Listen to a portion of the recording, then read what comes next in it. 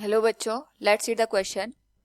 An alpha particle moves in a circular path of radius 0.83 centimeter in the presence of a magnetic field of 0.25 Weber meter raised to power minus 2. The de Broglie wavelength associated with the particle will be here.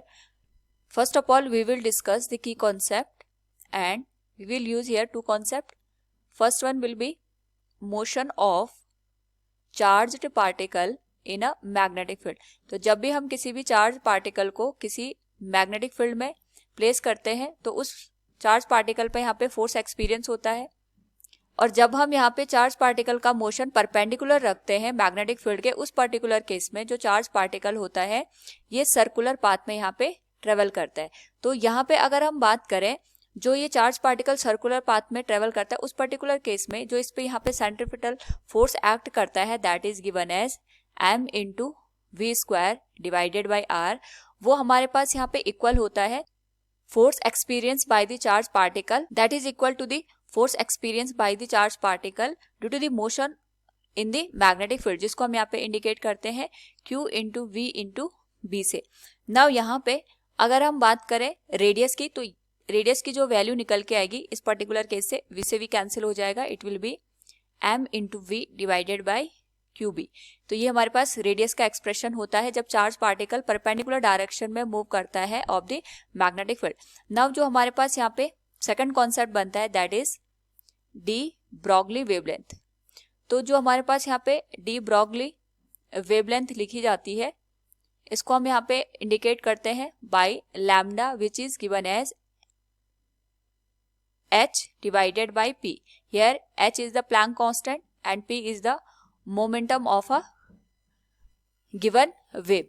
Now यहाँ पे इन्हीं दो concept का use करके we will solve this question.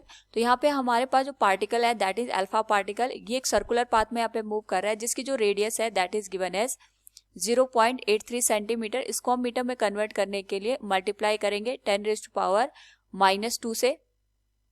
Now यहाँ पे ये जो मैग्नेटिक फील्ड है इसमें मूव कर रहा है and the value of magnetic field B is given as 0.25 weber per metre square. Now सबसे पहले हम ये कैलकुलेट करते हैं कि हमारे पास यहाँ पे, क्योंकि हमें वेवलेंथ फाइंड आउट करनी है, वेवलेंथ फाइंड आउट करने के लिए जो प्लैंक कांस्टेंट है इसकी वैल्यू तो हमें यहाँ पे पता होती है, लेकिन जो मोमेंटम है अगर हम इसकी वैल्यू कैलकुलेट कर दें तो यहाँ पे we can solve the de Broglie wavelength. तो सबसे पहले जो रेडियस का एक्सप्रेशन हमने यहाँ पे फाइंड आउट किया था that is m into v divided by q into B. यहाँ से हम मोमेंटम फाइंड आउट कर सकते हैं. We know that m into v हमारे पास मोमेंटम के बराबर होता है, इसको हम रिप्लेस कर देंगे p से and it will be divided by q into B. We know that जो रेडियस की वैल्यू है दैट इज 0.83 इंटू 10⁻⁻2. मोमेंटम हमें फाइंड आउट करना है.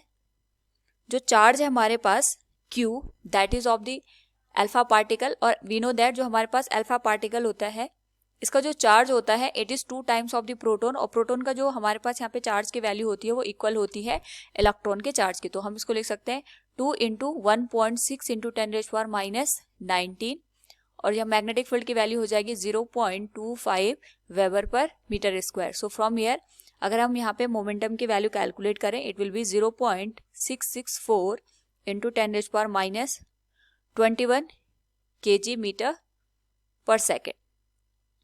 नाउ यहाँ से हमें मोमेंटम की वैल्यू मिल गई. अब हम यहाँ पे निकालेंगे de Broglie wavelength which is given as lambda equals h by p.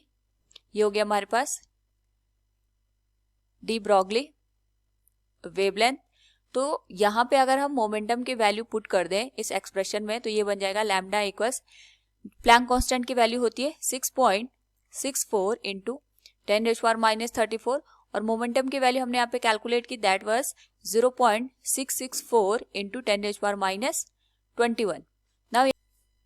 Now इस वैल्यू को अगर हम सॉल्व करें it will become 10 into 10⁻⁻13 metre.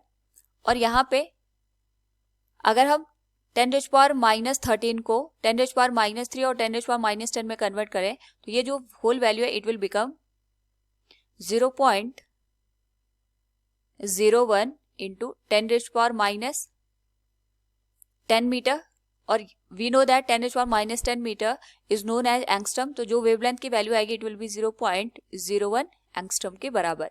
It will be the final answer. So from the given question we can say here the de Broglie wavelength associated with the particle will be 0.01 angstrom.